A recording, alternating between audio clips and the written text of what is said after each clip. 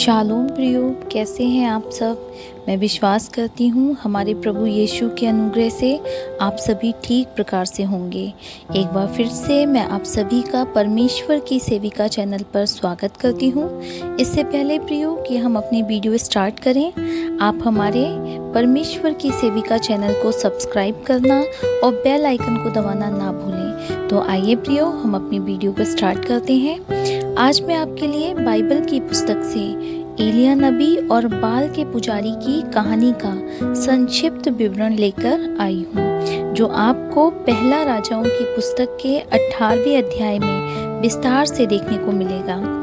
Bible दर्शाती है कि उस समय की बात है जब इज़राइल में आहाब राजा राज्य किया करता था, तथा उसी आहाब राजा ने उस समय यहोवा विरोधी स्त्री इजबेल से विवाह किया, और वह स्त्री बाल देवता की उपासना किया करती थी, तथा वह अपने बाल देवता को अपने साथ इज़राइल भी ले आई। और तभी से राजा आहाब और रानी इजबेल दोनों मिलकर बाल देवता की उपासना किया करते थे, और राजा ने समस्त इज़राइलियों को भी उसी झूठे बाल देवता की उपासना करने का आदेश दिया, क्योंकि उसकी रानी इजबेल ने उसे वैसा ही करने को कहा था।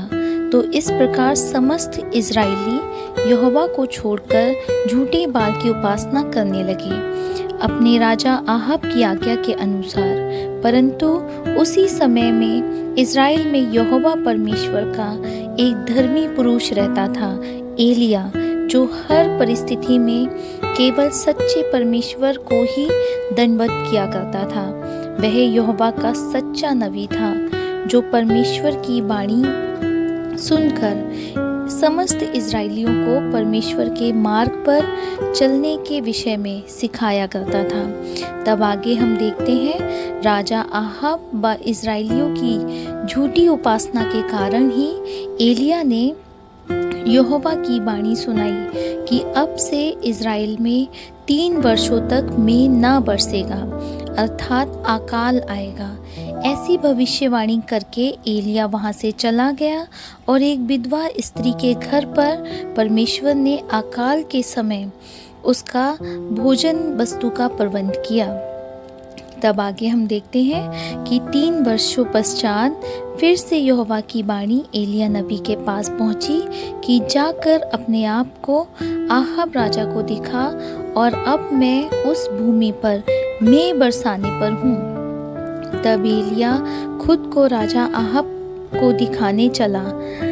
तब जब वह मार्ग में ही था, उस समय उसे राजा आहाब के राजघराने का दीवान ओबद्याह मिला। उसे पहचानकर वह मुंह के बल गिरा और कहा, हे मेरे प्रभु एलिया, क्या तू है? उसने कहा, हाँ मैं ही हूँ, जाकर अपने स्वामी से कहे एलिया यहाँ है। उसने कहा, मैंने ऐसा क्या पाप किया है कि तू मुझे मरवा डालने के लिए आहाब के हाथ करना चाहता है? तेरे परमेश्वर यहोवा के जीवन की शपथ, कोई ऐसी जाति या राज्य नहीं जिसमें मेरे स्वामी ने तुझे ढूंढने को ना भेजा हो। और जब उन लोगों ने कहा वह वहाँ नहीं है, तब उसने उस राज्य या जाति को उसकी शपथ खिलाई कि एलिया नहीं मिला। और अब तू कहता है, जाकर अपने स्वामी से कहे कि एलिया यहाँ है। फिर ज्यों ही मैं तेरे पास से चला जाऊंगा, त्यों ही यहोवा का आत्मा तुझे ना जाने कहाँ उठा ले जाएगा। अतः जब मैं जाकर आहाब को बताऊंगा और तू उसे ना मिलेगा, तब वह मुझे मार डालेगा। परंतु मैं तेरा दास अपने लड़कपन से यहोवा का भय मानता आया हूँ। क्या मेरे प्रभु को यह नहीं बताया गया कि जब इजबेल यहोवा के नबियों को घात करती थी, तब मैंने क्या किया कि यहोवा के नबियों में से 100 लेकर 50-50 करके गुफाओं में छिपा रखा, उन्हें अन्न जल देकर पालता रहा। फिर अब तू कहता है, जाकर अपने स्वामी से कहे कि एलिया मिला है, तब वह मुझे घात करेगा। एलिया ने कहा, सेनाओं का यहोवा जिसके सामने मैं रहता हूँ, उसके जीवन की शपथ, आज मैं अपने आप को उसे दिखाऊंगा। तब ओबदा आहाब से मिलने गया और उसको बता दिया। तब आहाब एलिया से मिलने चला। एलिया को देखते ही आहाब ने कहा, हे इज़राइल के सताने वाले, क्या तू ही है? उसने कहा, मैंने इज़राइल को कष्ट नहीं दिया, परंतु तू ही ने और तेरे पिता के घराने ने दिया है, क्योंकि तुम यहोवा की आज्ञाओं को टालकर बाल देवताओं की उपासना करने लगे। अब दूत भेजकर सारे इज़राइल को और बाल के 450 नबियों और असेरा के 400 नबियों को, जो ईजबेल की मेज पर खाते हैं, मेरे पास कर्मेल पर्वत पर इकट्ठा कर ले। तब आहाब ने सारे इज़राइलियों को बुला भेजा और नबियों को कर्मेल पर्वत पर इकट्ठा किया। और एलिया सब लोगों के पास आकर कहने लगा, तुम कब तक दो विचारों में लटके रहोगे? यदि यहोवा परमेश्वर हो तो उसके पीछे हो लो, और यदि बाल हो तो उसके पीछे हो लो। लोगों ने उसके उत्तर में एक भी बात ना कही। तब एलिया ने लोगों से कहा, यहोवा के नबियों में से केवल मैं ही रह गया हूँ, और बाल के नबी 450 मनुष्य हैं। इसलिए 2 बछड़े लाकर हमें दिए जाएं, और वे एक अपने लिए चुनकर उसे टुकड़े टुकड़े काटकर लकड़ी पर रख दें, और कुछ आग ना लगाएं। और मैं दूसरे बछड़े को तैयार करके लकड़ी पर रखूंगा और कुछ आग ना लगाऊंगा।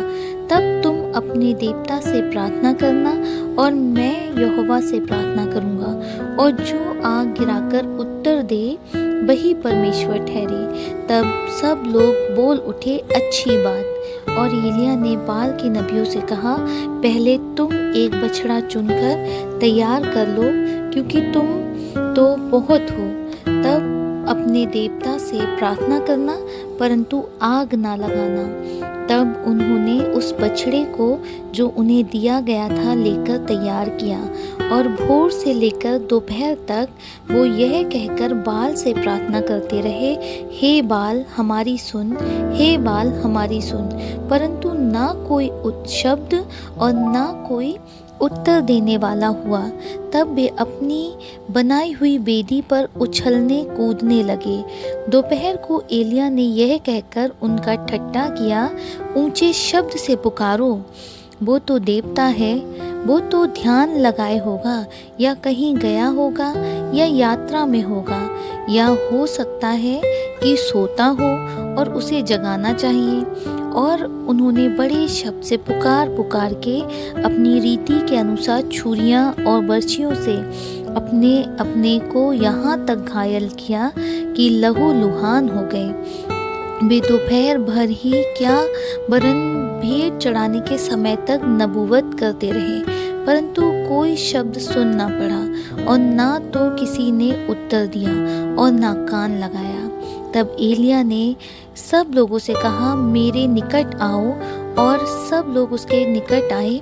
तब उसने यहोवा की वेदी की जो गिराई गई थी मरम्मत की। फिर एलिया ने याकूब के पुत्रों की गिनती के अनुसार उसके पास यहोवा का यह वचन आया था, मेरा नाम इज़राइल होगा।